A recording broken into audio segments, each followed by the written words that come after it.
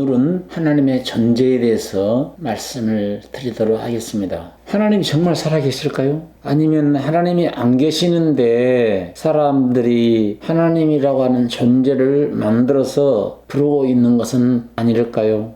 하나님께서 계신다라고 하는 것은 믿음을 가진 자들에게는 보이지만 믿음을 가지지 못한 자들에게는 믿음의 눈이 없기 때문에 볼 수가 없습니다. 믿음을 가진 사람들에게는 성령의 조명이 있습니다. 하지만 불신자들에게는 세상 어두운 영 가운데 속해 있기 때문에 빛 가운데 계신 하나님을 알지도 못할 뿐만 아니라 보지도 못하는 것입니다. 오히려 하나님을 보는 순간에 그는 보자마자 죽게 되는 것이겠지요. 모세가 하나님을 보고 싶어 할 때에 나를 보고는 살 자가 없느니라. 정녕 네가 나를 보기를 원한다면 내가 내 손바닥으로 내 영광을 가릴 터이니 너는 내 등만 보아라 해서 오로지 하나님의 선지자 중에서 모세, 구약의 모세는 하나님의 영광을 가리우고 하나님의 등을 보았던 것을 볼 수가 있는데, 자, 디모데전서 6장 16절 말씀을 읽어볼까요? 하나님을 보고는 볼 수도 없는 자이고 보고는 살 수가 없는 것입니다. 오직 그에게만 죽지 아니함이 있고 가까이 가지 못할 빛에 거하시고 아무 사람도 보지 못하였고 또 볼 수 없는 자신이 그에게 정기와 영원한 능력을 돌릴 자다. 아멘. 이거 보세요. 아무 사람도 보지 못하고 볼 수 없는 자라고 말씀하고 있습니다. 태양빛이 얼마나 강렬합니까? 우리 인간은 태양빛 하나도 똑바로 눈이 부셔서 쳐다보지 못하는데, 하나님은 태양보다도 몇 수십 억만 배나 영광이요 광명이시는 그 하나님을 인간이 보는 순간에 눈이 멀어버리고 말리게 될 것이고, 인간은 그 하나님을 보자마자 죽게 될 것입니다.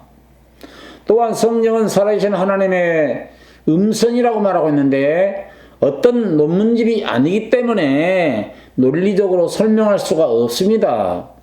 여러분, 예수님이 동정녀 마리아의 몸에서 탄생하셨다고 하는 것을 논리적으로 설명할 수가 있을까요? 풍랑을 잔잔케 하신 장면, 물로 포도주로 만드시는 놀라운 기적, 죽은 자를 살리시는 기적과, 그리고 군대 귀신을 물리치셨던 장면들, 38년 된 중풍병 환자를 고치셨던 그런 내용들, 여러 가지로 말할 수 없는 주님이 기적과 이적을 베푸신 사건들을 논리적으로 과학적으로 설명할 수가 있겠어요? 설명할 수가 없습니다. 그러므로 살아계신 하나님의 존재에 대해서 어떻게 표현하고 있는지 우리는 성경을 통해서만이 알 수가 있는 것입니다. 사람이 의학에 대해서 알고 싶다면 의학서적을 읽어야 하는 것이고, 사람이 철학에 대해서 알고 싶다면 철학서적을 읽어야 하는 것처럼, 하나님에 대해서 알고 싶다면 하나님의 말씀인 성경을 읽어봐야 되지 않을까요? 우리는 성경을 통해서 하나님의 살아계심을 볼 수가 있는 것입니다. 첫째로, 자연을 통해서 우리는 하나님의 놀라운 능력과 그리고 권능과 하나님의 신성과 하나님의 솜씨를 알 수가 있는 것입니다.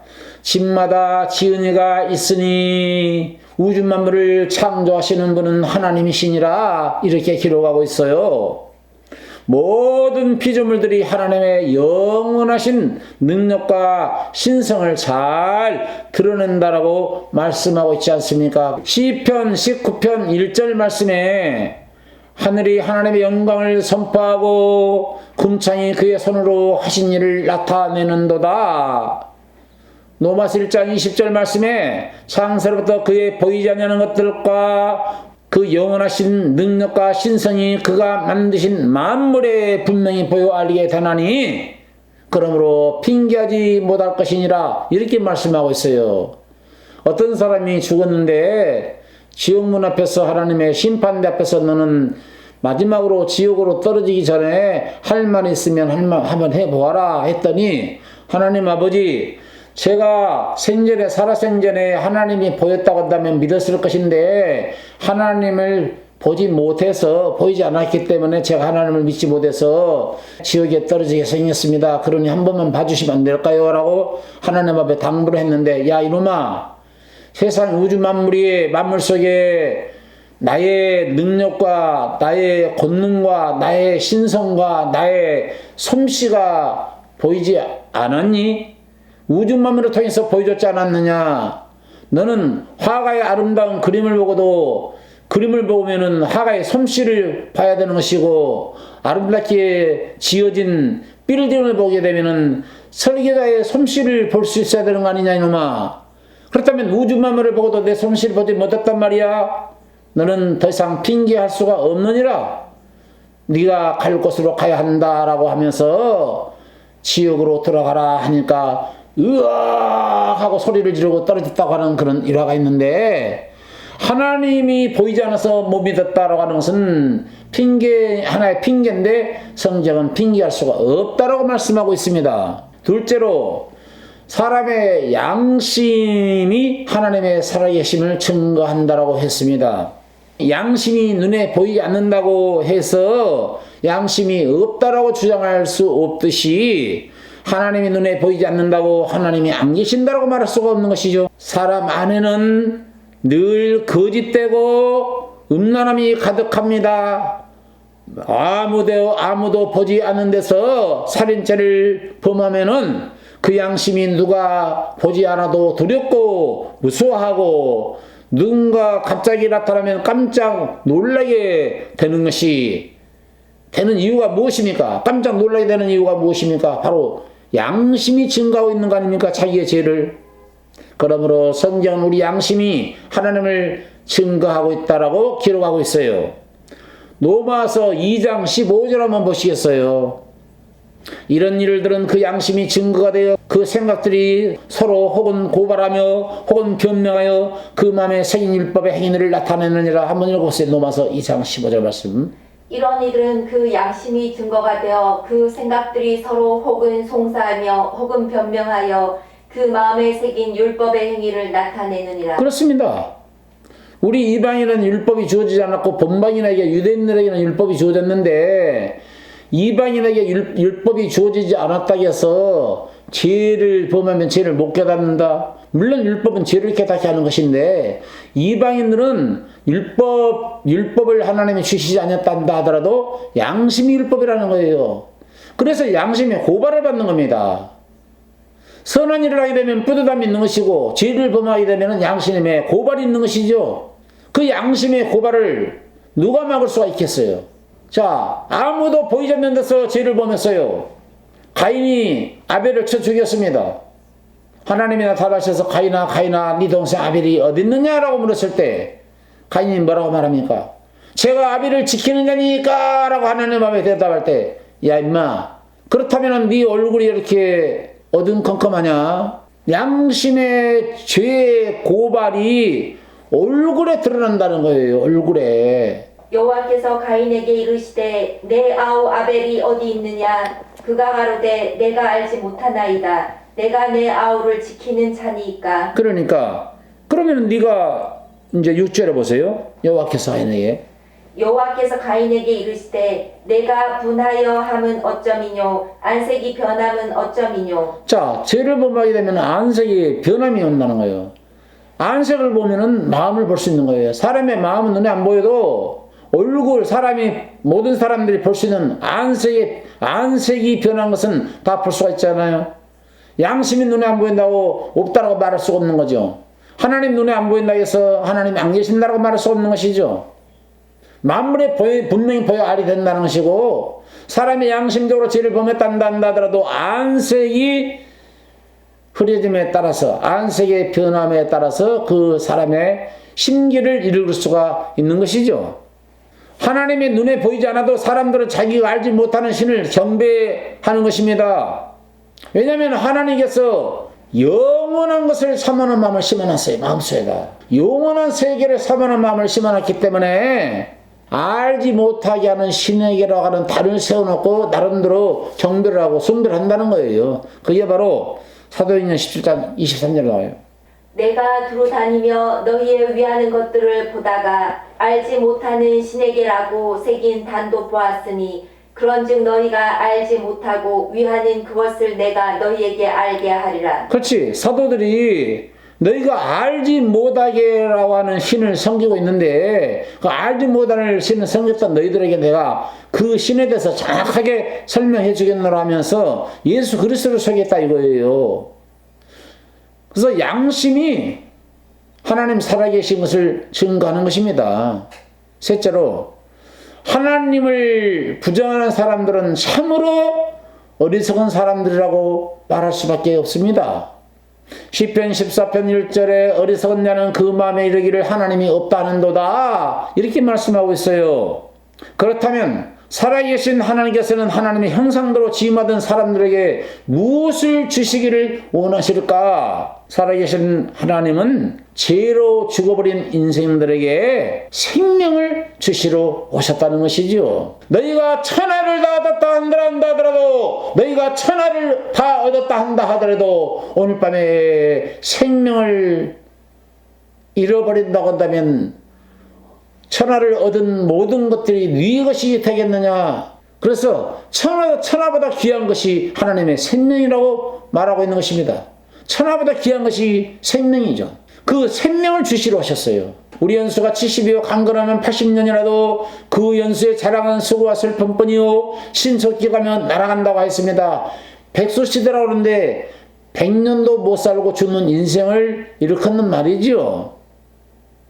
한시적인 삶을 사다가 죽어버린 인생에게 주님께서는 하나님의 생명을 주시러 오셨다는 거예요. 하나님의 생명을 받지 못하면 인간은 영생을 누릴 수가 없기 때문에 영생을 주시러 오신 것입니다. 아담과 하와가 선악과를 먹음으로 죽었잖아요. 선악을 먹는 날은 정녕 죽으리라 했잖아요. 그 말씀대로 약속대로 죽는다 했는데 안 죽는다면 하나님이 거짓말쟁이게 아닙니다. 죽는다 했기 때문에 죽었습니다. 그래서 모든 인생이 죄로 인해서 죽어가고 있을 때에 우리 하나님이 인간에게 주실 최고의 선물이란 뭐겠어요? 최고의 기적이 뭐겠습니까? 다시 영원히 살 수 있는 생명 아닐까요? 그래서 생명을 주시러 오신 것이죠. 생명을 받고 나서 이 세상의 모든 것을 다 누리세요. 축복도 누리고 행복도 누리고 기쁨도 누리고 즐거움도 누리고 인조이도 하시고 다 하세요. 하나님의 생명이 없는 상태에서도 누리다가 죽으면 지옥 가니까 우리가 개미의 생명을 받는다면 개미만큼 살다 죽겠죠. 토끼의 생명을 받는다면 토끼만큼 살다 죽겠죠. 거북이의 생명을 받아들이면 거북이는 200년, 300년 사는 거북이가 있으니까 장수 거북이 같은 경우는 300년도 산다고 그러지 않습니까? 그러니까 거북이의 생명을 받아들이게 되면 거북이만큼 살다 죽겠죠. 인간의 생명은 한시적인 생명, 70년 아니면 80년, 오래 살아봤자 100년. 하나님께서 우리에게 한시적인 생명을 주시러 오신 것이 아니라 하나님의 생명을 주시러 오셨어요. 하나님의 생명은 어떤 생명이죠? 영원한 생명입니다. 영원한 생명을 주시러 오셨어요.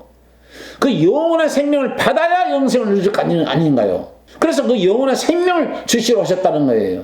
그런데 신기하게도 그 영원한 생명이 약속이 됐어요. 약속되진 거예요. 구주 안에 들어오게 되면, 구주를 믿게 되면 약속된 영원한 생명을 너에게 주리라. 이렇게 약속이 돼 있어요. 요한일서 1장 2절 한번 읽어보세요. 이 생명이 시작. 이 생명이 나타내신 바 된지라. 이 영원한 생명을 우리가 보았고 증거하여 너희에게 전하노니 이는 아버지와 함께 계시다가 우리에게 나타내신 바 된 자라. 그렇습니다. 이 생명이 나타나신 바 되니라. 이 영원한 생명을 우리가 보았고 사도들은 영원한 생명이신 그리스도를 본 거예요. 영원한 생명을 보았고 증거하여 너에게 전하노니 이는 하나님 아버지와 함께 계시다가 우리에게 나타나신 바 예수라 하고 예수님을 증거했던 거 아닙니까? 요한일서 2장 25절에는 그가 우리에게 약속하신 약속이 이것이니 그 영원하신 생명이라. 이 영원한 생명이 약속이 되어졌어요. 약속대로 예수를 구주로 믿게 되면 이 약속하신 예수 그리스도를 구주로 받아들이게 되면 약속대로 영원한 생명을 주시겠다는 거예요. 사도행전 13장 23절을 읽어보겠습니다. 하나님이 약속하신 대로 이 사람의 씨에서 이스라엘을 위하여 구주를 세우셨으니 곧 예수라. 예수라. 약속하신 대로 이 사람의 씨에서 이스라엘을 위하여 구주를 세우셨으니, 자, 약속대로 예수님 오셨고, 약속하신 약속대로 구주를 영접하고 믿게 되면은 약속대로 영원한 생명을 주신다는 거 아닙니까? 그래서 영원한 생명을 받아야 영생을 누릴 수 있기 때문에, 영원한 생명을 받은 사람은 영원한 세계 천국으로 가게 되는 것이고, 영원한 생명을 받아들이지 못한 사람은 영원히 고통받는 헬로 빠지게 되는 것이죠. 마태복음 25장 46절 라스트로 읽겠습니다. 저희는 영벌에 의인들은 영생에 들어가리라 하시니라. 저희는 영벌에, 누구? 염소들, 순종하지 않고 복음을 받아들이지 않는 모든 자를 염소로 취급했는 염소들은 영원히 벌받는 곳으로 들어가게 되고, 그 다음에 의인들은 양이죠.